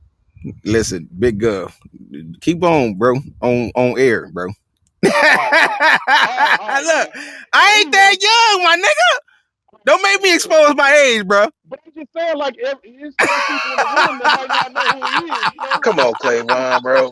You know what I'm saying? Like, I know a little bit. I ain't that young, bro. It's other people in here that might not know I who he I is, but know who he is. uh, okay, so Mossy Ski from Detroit's Most Wanted is Jackie Wilson's grandson. You know what I'm saying? Right. So uh, he has his own historic ass legacy in his own right. You know what I'm saying? But he was somebody that I really was influenced by. Awesome Dre from Detroit. Awesome Dre. He actually was signed to Priority Records back in the day. The first rap group from Detroit, which was the Hardcore Committee. They were signed to Priority the same time Cube went over to Priority. You know what I'm saying? So that was a big deal in the city. I was influenced by him. My fallen soldier B Dev, he was like my mentor, man. He ended up passing away a few years back. But those were some of my influences, man. As far as the industry go, um, I shit, man. The list goes on and on from Cool G rap to Right. shit, man. I could go on and on, bro. You know what I'm saying? No, I can dig it. I can dig it. So after all the work, after all the experiences, after all the memories, do you feel like you've reached that level in the music business that you wanted to reach, or do you feel like you still got work to do to get there? Well, it's really not a level that I want to reach. You know what I'm Okay. saying? I just want to be able to do music, bro. I just Okay. love music. I just want to do music. I ain't really trying to be the biggest rapper. I ain't trying to be the richest rapper. None of that, bro. I just want to do music and continue to do music. You know what I'm saying?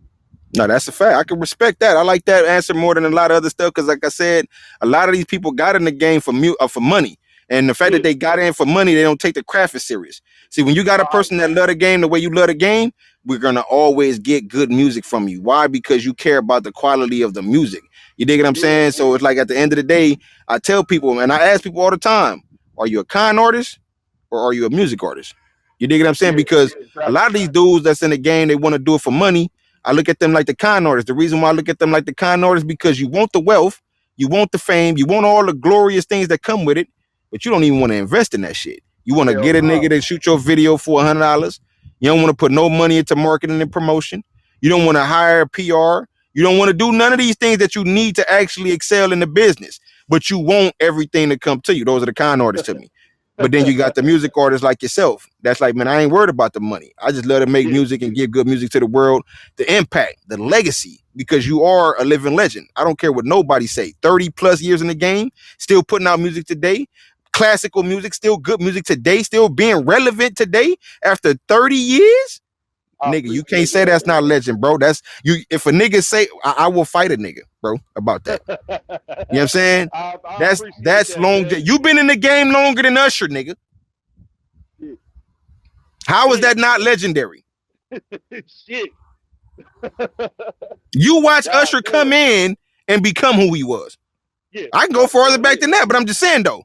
Snoop Yeah. Dogg, Yeah. you watch Snoop come in, nigga. That's Yeah. bro. How Yeah. many niggas can say that still make good music today? That watch Snoop come in. You watch Yeah. Dr. Dre come in. You watch Yeah. Easy come in, Yeah. Yeah. For sure. For sure. I and you might have still been a putting out kid. good music. I might have You, been you a kid, it, but I was right but you there when still they watch came them in. come in. You watched them Yeah. come in. I wasn't a kid when they came in. I was a kid when they came in, but I was I was a toddler. Yeah. You was a teenager almost, like type shit. Difference. You know what I'm saying? It's a big difference. So your experience was different. You know what I'm saying? So Hell yeah. what can we expect, man, from Gov? Like, what can we expect next? 2024 is the year of Mamba mentality, Kobe year. You dig what I'm saying? We gave Jordan this year, Kobe year, 2024. What can we expect from Big Gov? Shit, the unexpected, man. Like I don't never, I don't never throw nothing out there, man. Like what to expect from me because I don't never want to jinx nothing, man. I want I could dig everything it. to be so organic, and I want to keep the shock value there, man. So when the shit do happen, it's like, oh shit, this nigga good back at it. You know what I'm That's a saying? fact. So, I just for one, bro, I, to be real with you, I just want to be living. I want to still be alive to be able to do this shit.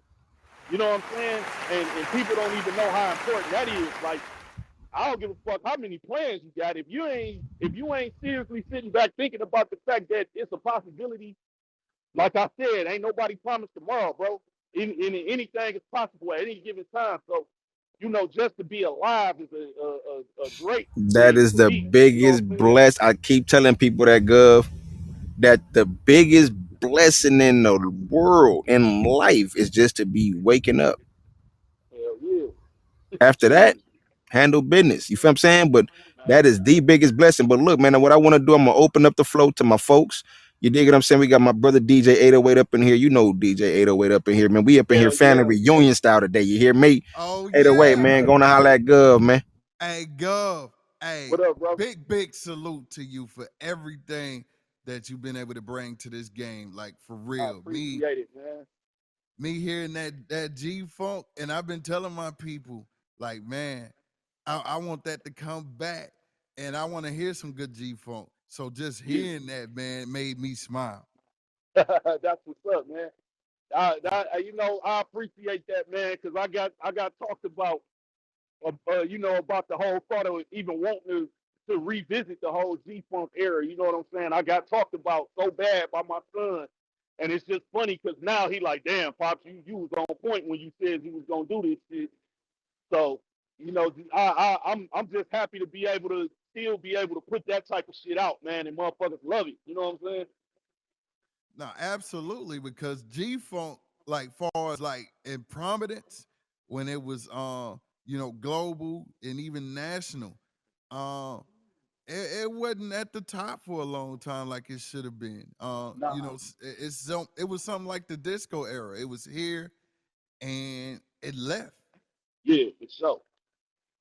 Hell So yeah, man. It does.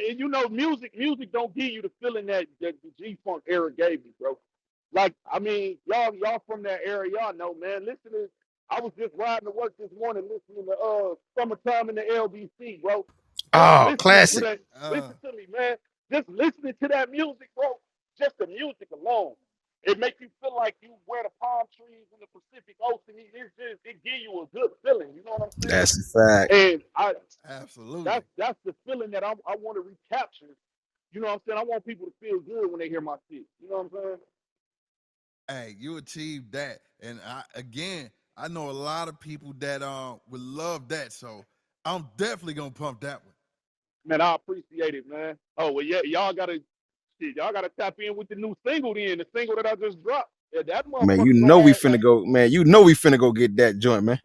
Absolutely, yeah, man. absolutely. Yeah, man. 808, I, man. I appreciate you, man, on the real, man. It's just it was you know what? This interview couldn't have happened at a better time. You know what I'm saying? Because again, the goal is to get these historical stories told to the people that's in the game because they just not understanding what kind of game we in, and again, the people that paid the way, man. But we gon' I appreciate this though, good. But look, man, we got BB in the building. Sis, man, what's up, man? You there with us? BB gotta wake her game up before she mess her name up. I'm here. Listen. Not too much on You me, know my what I'm G. saying? Look, You know I'm a full time mama in these streets. yeah, man, I feel you saying, It's I ain't it's trying to put it's you bath on time, my blast. it's bath time, my bad. My bad. But no, I'm here. What's up, baby? Nah, man, I just want to ask you, man, you know what I'm saying? Working with such a artistic person, a determined person, man, how has it been, the experience, man, working with Big Gov? Whew. Don't I don't still don't got I don't still got my don't edges. never do no Gov. Why she do that huff and puff, bro? listen, man. I'm a handful, bro. I'm a hand. He is. He really Listen, man. is. But he I wouldn't be as far as I am as an assistant if it wasn't for him. I can dig it. Um, I told him, and I told a few people what I wanted to do about 2 years ago. What people don't know, and I will give people an insight is he is the person that came up with the name of my business as well as my logo. Okay, Uh, and it's just been that ever since. He sees my vision, I see his vision, and it's just like we both two bullheaded people, but at the same time, we get it done. I can Um, dig it. Him being as tapped in as he is pretty dope. But I don't look at him as Big Gov, the rapper. I look at him as just Big Gov because that's who I met. Um, I learned about him on the app just like everybody else did, and working with him has unlocked me in different levels. He pushes me to be great as an assistant, and I push him to be great as an artist. So, I mean, it works. But I mean, I got my edges still, so I mean, it definitely Hey works. man, don't play the Yeah. homie back. No, look, bro. Now I'm gonna tell you what it is with me and BB, right? Now, it's one thing to be stubborn and bullheaded, but when you being stubborn and bullheaded in an industry or in being involved in some shit that you don't really know much about, and I'm trying to give you the game, but you want to do shit the way you see fit. It's like, listen, I've been there, I've done that, I done seen the results of that right there. So this right here is what we need to be focused on, or we need to try to create another way to make this certain shit happen. You know what I'm saying? But we can't do it that way that you want to do it, because we'll all be fucked up if we went that way. You know what I'm saying? So I think, and it's just like with her business. I can't be bullheaded with her business, and I don't know shit about being no HR rep and all that. I don't know nothing about none of that. You know what I'm saying? I don't even pretend to act like I know. I just know she got a lot of potential, and she's very like smart and intelligent in a lot of areas. You know what I'm saying? So my thing is, if you gonna push me to be this great artist, I might as well just put you to be that great woman in whatever industry you in. You know what I'm saying? That's a And fact. it's crazy because you can't have these type of relationships in the industry without somebody saying, "Oh, me and him fucking," you know what I'm saying? Or we got something going on outside of the business. We just be on business. You see what I'm saying? And that's the beautiful part about it. Like, we can do business and they ain't got to worry about all the rumors and all the goofy shit that go on. You know what I'm saying? Right. Right. No, that's a big fact. That's a big fact, man. And I think it's dope that y'all was able to collab and, get the job done, man. Because I noticed today, though, Big Gov, is that fucking with the people that we didn't grow up with is more advantageous than, you know, fucking with people we just met. You know what I'm saying? The ones we just met, and I ain't saying like super previously, but like, our newer friends in life, or newer, a counterpart. You know what I'm saying? They're better to deal with than the people that we actually grew up with, because the people we grew up with, they can only see us one fucking way. You know what I'm Right, saying? Like, they don't know how to see us in our evolved self. You know what I'm saying? right, So, right, I think it's super dope, man, that y'all did that, man. BB, I appreciate you, sis. You feel what I'm saying? We got my dog Jermaine Williams in the building. What's going on, homie? You there with me? Yeah, I'm here. What's going on, Ah, folk? man, I Great energy, appreciate you, great energy, man. man. Listen, man, I appreciate you coming to support, man. Support don't cost well, a little bit. It costs a little bit. You feel me? If I got some merchandise or something, you know what I'm saying? But I appreciate the support always, brother. You want to holla at Big Gov one time? Yeah, for sure. What's going on, Big Gov, man? Great What's interview, up, brother? brother. I'm good, man. I'm a big fan of Jay Dilla, Slum Village, man. Magnet, all that. Legend, T3, legend, By 10, legend, legend. Elzai, Rest all in of them, peace, right? So, Martin. yeah, rest in peace, Jay Dilla, man. My question to you, And bro, like, uh, being in that era, the '90s, Jay Dilla coming up, man, and producing for like Busta and Common and De La Soul, this and that. Like, how much of an impact did he have on the city? Like, I've always wanted to know that, and his let me sound. tell let me tell you the truth about that, right? Um, Jay Dilla was smart as shit. And I say that because he didn't spin his wheels and waste his time promoting and marketing himself in Detroit, because he already knew what the outcome would be. You know what I'm saying? People wasn't gonna feel it. People wasn't gonna react to it. They wasn't gonna receive it. And he took the chance and gambled and went to New York. He went to LA. He went to Chicago. He went to all these different places and became a household name in the industry. You see what I'm saying? Like, Neo Soul wouldn't be what it is if Jay Dilla didn't put his touch on that shit. You see what I'm saying? So, Speak on it, uh, bro. Speak on it. but the thing that I dislike about the city and Jay Dilla is the fact that everybody loved him after the fact. Now, you had a big Right. crowd of like what we call the hip hop shop alumni. So the hip hop shop is, you know, if you know anything about the Detroit history as far as hip hop go, the hip hop shop was the place to be. Maurice Malone, the clothing designer, uh, he opened up the hip hop shop and gave niggas in the hood a place to go, freestyle every Saturday. That's where you get your Eminems, you get your Royce the 5 9s, the Slum Villages. You get all these different people that bubbled from Detroit. They all started at the hip hop shop. You see what I'm saying? So that era of people, they respected Jay Dilla and what he did for the city. But when it came to like the street niggas and because I'm both. You know what I'm saying? I was both. I was on both sides. I was the hip hop nigga, but I was slanging and doing all other gang banging and all other shit on the other side too. So this is the reason why I know who respected Jay Dilla and who didn't. The street niggas couldn't relate to Jay Dilla. You see what I'm saying? But all of the niggas from the hip hop shit, all from the hip hop shop too. So this is the reason why Jay Dilla like a god, bro. They got a Dilla Day in LA. I ain't know that shit until about Gotcha. 5 years ago. Yeah, man. Every year they do it. They do it every Yeah. year, bro. So I'll be trying to attend. I got one more question for you though, bro. So All right. this is a conversation, that I've had with a couple of people and they kind of like looked at me sideways. But I'm gonna be Okay. honest with you, man. I've listened to Elzai very closely. I mean, when he was with Slum Village and as a solo artist. Okay. And I've listened to Eminem earlier stuff. Okay. I'm one to believe that I feel that Eminem stole Elzai's style. What you think about that? Mm. So I'm gonna go off on I'm gonna go off of that with this. It's hard to say that anybody stole anything from anybody because they all came from the same birthplace when it comes to the hip hop shit. Respect. We was all like, listen to me, bro. Every Saturday at 12 noon, the hip hop shop was where everybody met.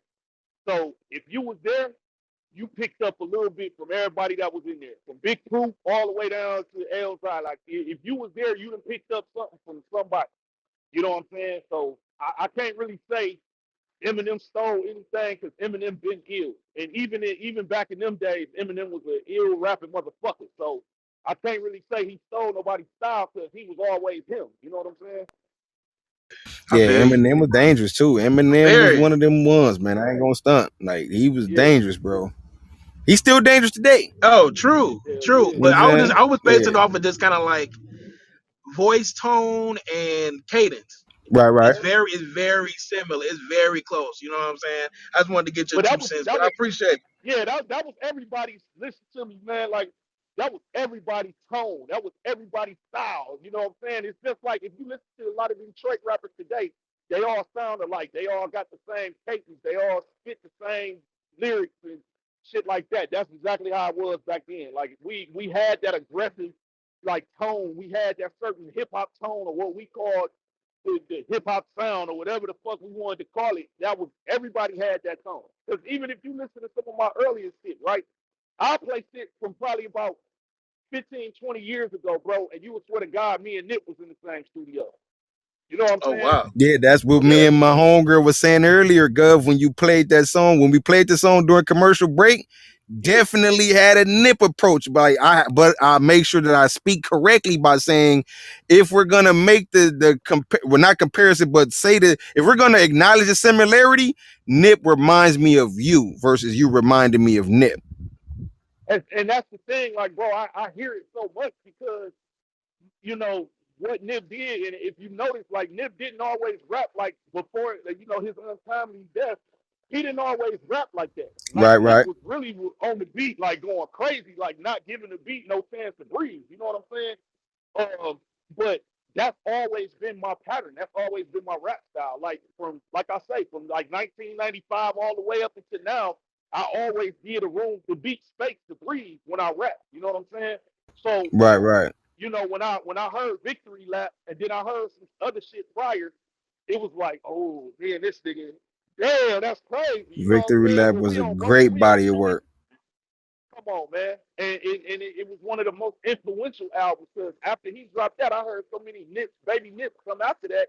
It was just like, damn, you know what I'm saying? But hey, man, listen, that whole Eminem, Elzai, it's another nigga, man. He no longer with us, but it was a nigga named Bugs, man, from D12. one of the original D12 members. You would think Eminem and Elzine and all them got their style from him. Cause when I say he was like the Big L of Detroit, that motherfucker was nuts, bro. Lyrically, I ain't know nobody that could sing. So That's yeah, man. crazy. Yeah, that Detroit history it get a little deep, man. But when y'all get a chance, man, just look at the documentary. Go on YouTube and pull up the Hip Hop Stop documentary, and it'll have old videos. Cause Proof used to have dreads, and back in the day, man, he used to host like all of the top hip hop shows and shit. And man, it's a wonderful thing. If you're trying to get your knowledge about Detroit hip hop, always look up the Hip Hop Stop on YouTube. Right. Now I appreciate that, man. But look, Big Gov, before you get up out of here, man, you know what I'm saying? I sometimes contemplate on whether I want to do it or not.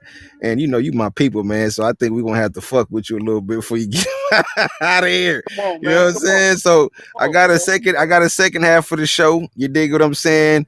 And it's pretty much a listening game. You dig what I'm saying? Okay. That we play you know, for it's more like to provoke thinking. Like, damn, I need to start listening a little harder and thinking that, you know what I'm saying? And then Yeah, just having yeah. some fun, man. You know what I mean? So, you Hell know, yeah. we only had about 4 to 5 people out of almost 100 interviews get through all the questions. I've actually added some questions, so some of them have, you know, had to be a chance to skip some of these shit. They didn't have to go through this shit, but you know, we're gonna see how you do. You know what I'm saying? It's only a few of them, you know what I'm saying? And you know, I say just answer to the best of your ability, man. You up for the challenge? Let's go, bro. I'm with it. All right, so I'm gonna tell you right now, the only hint that I can give you is that it's a listening game. That's it. Okay. That's the only thing I can say.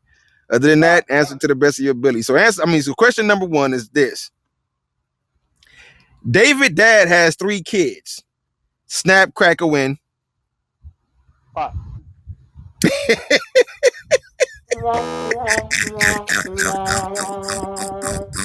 Man. Hold on. Wait. Hey, David's dad. God damn it. There you go. The bounce back though. All right, I respect the bounce back. He bounced back quick, motherfucker. but hey, ain't no way that kills me how fast they go. Hey, no, Word man, because up. when you said, hey, listen, bro, because I like Rice Krispies, my nigga. So when you said the shit, I thought about the commercial. I didn't think about that nigga daddy, man. I heard snap, crackle, and pop, motherfucker. Oh man, hey Gov, I promise you, bro. Still, My 6, I have now. I'm developing what you would call an 8-pack now, because my 6-pack is there. These questions, I don't gotta hit the gym. Like all I gotta do is ask these questions once a week. damn, man. And bro, my 6-pack is there. I'm ready for the summer. Fucking David's dad had 3 children. God damn it. All right, I got it. I got it All from now right, on, so you man. clutch, you ready? No, because if you hear me pause, that means I'm playing that shit back in my head. So I can Hey, you got me once, you ain't get me again. Man, listen. So we gonna see how bro do, man. So the next question is, if you have 2 coins that add up to 30 cents and one of them is not a nickel, what are the 2 coins? 30 cents? Yeah. Hold on, let me think on this one. Fuck.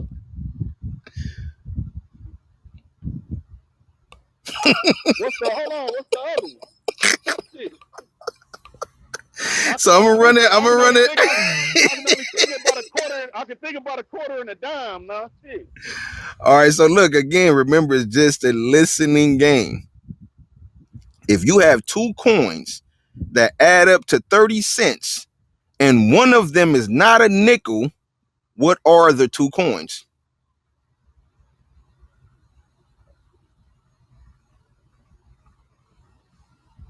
Hey man, this some bullshit. This some old bullshit, dog. Hold on. This some old bullshit right here, man. Hold on, Look. man. Hold on. God damn it, man. Hey, you know what? You got me on this one, bro. I'm stumped on this one. I ain't All gonna right, cap. so look, I usually don't do this, but I just want to, because that's a new question that I added. Do anybody else feel like they know the answer? Yeah, make me feel dumb because y'all got me Everybody, stumped on that one. look, everybody like, nigga, I'm not playing with Like, you, hold nigga. on, man. All right, so look, I'm gonna run it back and I'm gonna give y'all the answer. If you have, because it's all about wordplay. It's all about Right, wordplay. If right. you have two coins that add up to 30 cents and one of them is not a nickel, what are the two coins? The answer is still a quarter. It's still a quarter of what? Just a It's quarter? still a quarter. It's still a quarter in a nickel. I'm just asking you, what are the two coins? I'm just saying one of them is not a nickel. That means the other one's a coin. See? Hey, listen, man. Hey, that one had a nigga thinking hard as a mother. Like, nigga, if it's 30 cents Man, and it's hell only yeah. two coins and one of them not a nickel, nigga can't. That's what I say. That's why I said it couldn't be a quarter and a dime because that's 35. Oh, You know man. what I'm saying? I was That lost after shit that. got my... Look, I'm gonna tell you what I was thinking, right? I'm like, damn, when I grew up in school, did I miss a coin or something?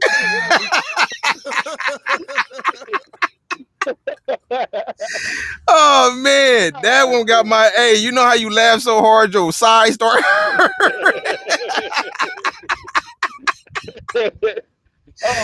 Damn. I'm like, damn, what the fuck other coin? That one had a nigga deep in his thoughts like, my nigga, it's a... What the fuck is the other coin? That's a good one. I'm keeping that question. I'm keeping that one. Oh, All right, so the third one is, if a plane crashed between California and Texas, which state would you bury the survivors in? If it crashed between California and Texas.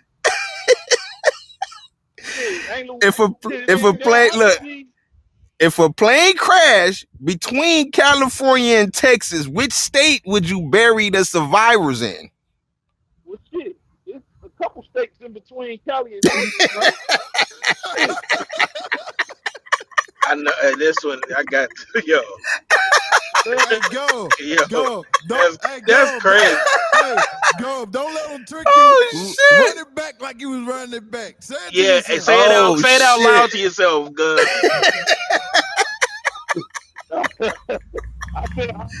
I'd rather not. Bro. Say it out loud. It'll help you. I promise.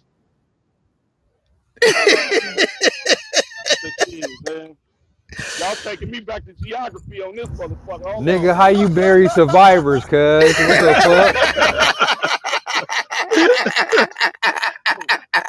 God damn. Hey, that's why I brought Earl up here. I know Earl like, nigga, what the fuck going on? Hey, man. Hey, you know what, bro? You fucking me up with this shit, man.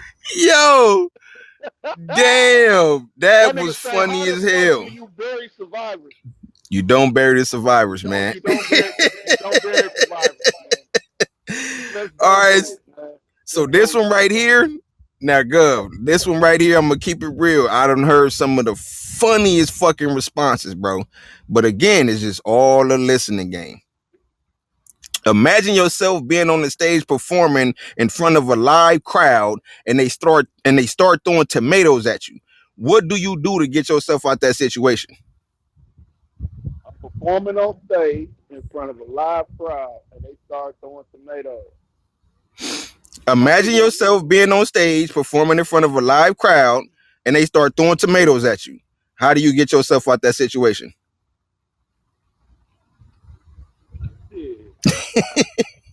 I'm a nigga, man, so I'll probably throw punches back.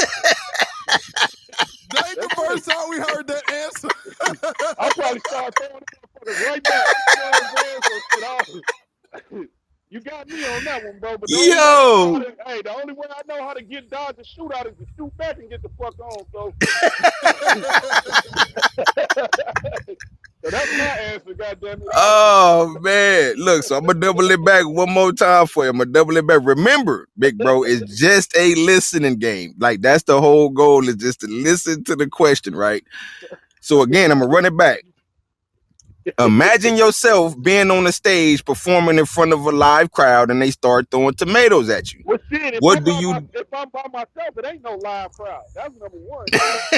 nigga say? Then, number two, like I said, shit, if I'm by myself and motherfuckers come in and start throwing tomatoes, and I'm throwing them bitches back, He said, I'm standing on that. I'm throwing them bitches back. Yo, where the fuck do this shit be coming from, bro? That nigga said if I'm by myself.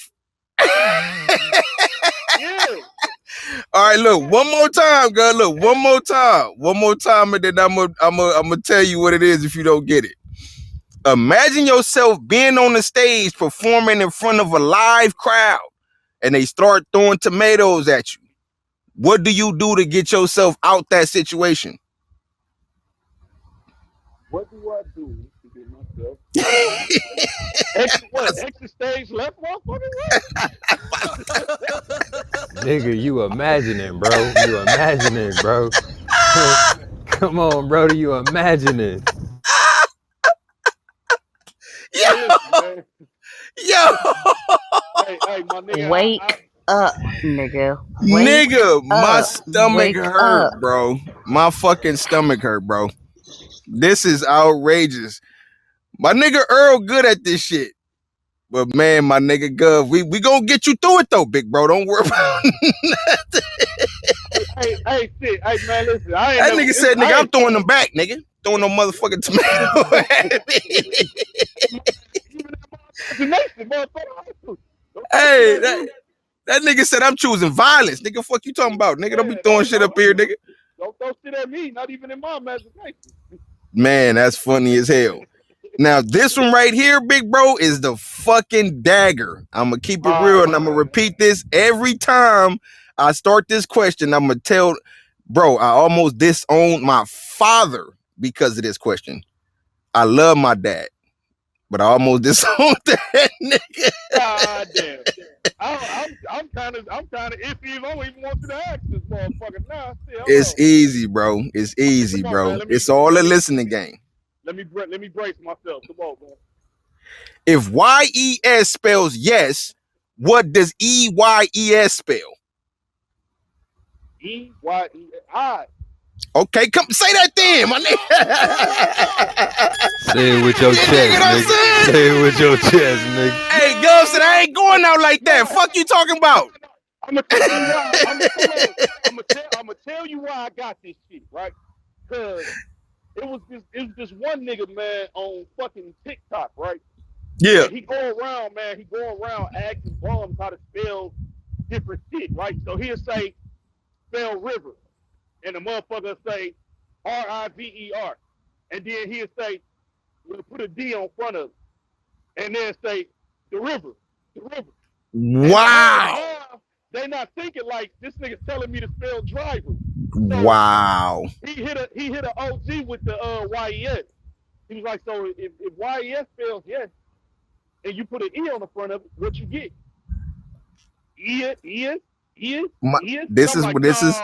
This is why I almost disowned my father, Gov, because the nigga said ES.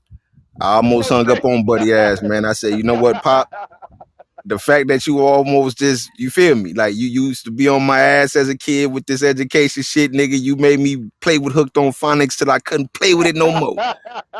And you gonna sit up here and tell me, yes, motherfucker? Like,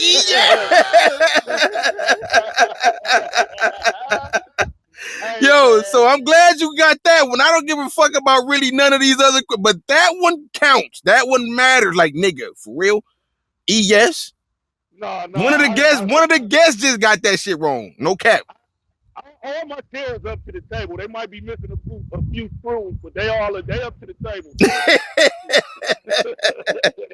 All right, so we got one more.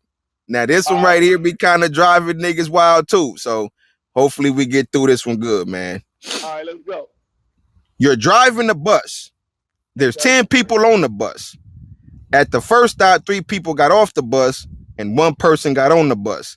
At the second stop, 2 people got off the bus and 3 people got on the bus. Hey, how man, old is the bus driver? fucking me up, man. Hold on. Slow your motherfucking roll, bus driver. Hold on. Hey, my nigga said, hold on, nigga, that's too fast. Run that shit back now. Hold on. All right, so I'm gonna run it back. God All right, damn, so man. you're driving the bus. Uh-huh. There's 10 people on the bus. Okay. At the first stop, 3 people got off the bus, 1 person got on the bus. Okay. At the second stop, 2 people got off the bus, 3 people got on the bus. How old is the bus driver? How old is the bus driver? Well, I'm doing math in my head. The nigga ain't 9 years old. He can't be 9. Shit. When I did the add and subtracting, I came up with 9, but I know the nigga ain't 9, bro.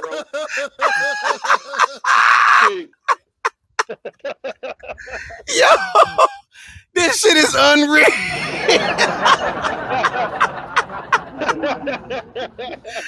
Hey, no, wait, I gotta stop this shit, man. I gotta stop this shit. You an ill nigga for this one, bro. Bro, this shit is fucking hilarious, bro. He said he can't be 9. I do math very well. I done counted money all my life now, so I ain't no dumb nigga when it come to math. But goddamn it, that bus driver ain't 9, nigga. That nigga. About that nigga age, bro. All right, so look, we ain't even gonna double that one back. The bus driver is you. You ain't even gotta say your age, man, but you are the bus driver. I said you're driving the bus in the beginning. Remember, it's all just a listening game. Man, what the fuck?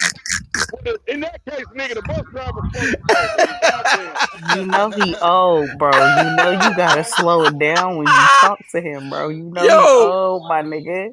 BB, this shit got me. Have y'all ever laughed so hard the back of your head get tight? Not you got the sausage rolls on the back of your head from laughing.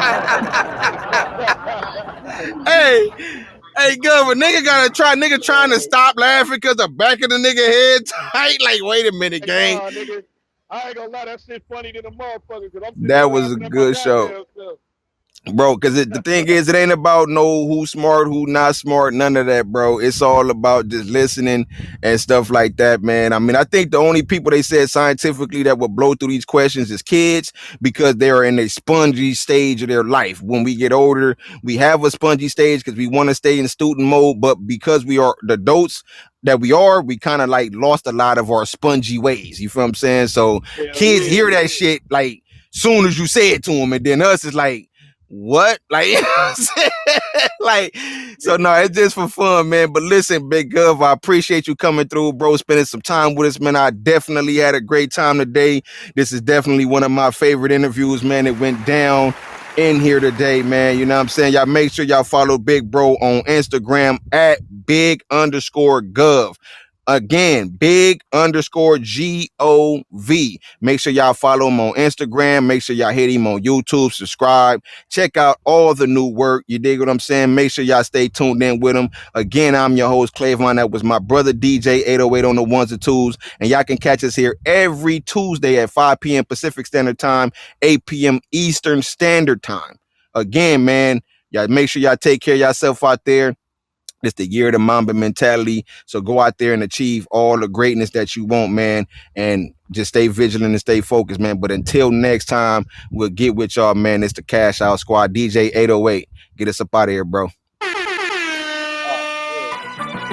Christos, why this shit got me feeling like it's December 15th, 1992? Can't spell go without the G. And every single day I wake up knowing that it's me. Look in the mirror, tell myself, boy, you's a cold nigga. You made it through shit that'll make a sucker nigga fold quicker. I was young with goals and been told niggas, let me grow with this flow. Bet you I have a soul, nigga. From every show to every beat that I wrote, I'm still cracking, so you can never play me like an old nigga. Nope, that shit won't work. This nigga Gov got a name too big to be swept up under a rug. blue strip crip and give a fuck about a buzz or popularity. Young niggas still fucking with cuz. And I don't even look my age. Don't be surprised if you catch your baby mama when she look my way. And I don't blame her cause she see I'm doing fly shit only. And I can tame her cause this game shit is in me, not on me. Better restrain her, if you don't tonight, you gon' be lonely. Or somebody dead homie if you run up on me. Cause I'm known to let the heat bang crazy. Better know that it's a G thing, baby. No leasing, I already own it. I'm a G, they already notice my persona. I got a swag, everybody wanna replicate. But they can't do it like I do it, I just gotta be great. So baby, tell me what we talking about, Cause I know you tryna get with the plan. That's how I do it, cause you know I'm the man. No, it ain't nothing but a G thing, baby. Look, you can't spell great without the G. And every single day a nigga hating on me. Why? You don't know what I've done to get to this level. What pain I had to endure. That war I had with the devil. The losses I had to eat. Believe me, cause it was several. So you should just salute me whenever you see me revel in my success. Don't ever think this shit fell in my lap. I really had to work for mine, nigga, that's a fact. So when you see me rock nice shit, that ain't the flex. That's to show you if you grind like this, you up next. Occasionally I might turn it up a few notches. But that's only to piss off all of the pocket watchers who make me the topic of their conversation on the low. Late night pillow talking and hating to a hoe. And all she gon' do is tell me everything you told her while we laugh about it in the process of bending her over. No leasing, I already own it. I'm a G, they already notice my persona. I be gripping her swag, shoulders everybody too, wanna nigga. replicate. But they can't do it like I do it, I just gotta be great. So baby, tell me what we talking about, Cause I know you tryna get with the plan. That's how I do it, cause you know I'm the man. No, it ain't nothing but a G thing, baby. No leasing, I already own it. I'm a G, they already notice my persona. I got a swag, everybody wanna replicate. But they can't do it like I do it, I just gotta be great. So baby, tell me what we talking about, Cause I know you tryna get with the plan. That's how I do it, cause you know I'm the man. No, it ain't nothing but a G thing, baby. Again. This is the new single from Big GOV. Hey, this has been a legendary day right here on the Cash Out Podcast. Hey, Big GOV, this is fire.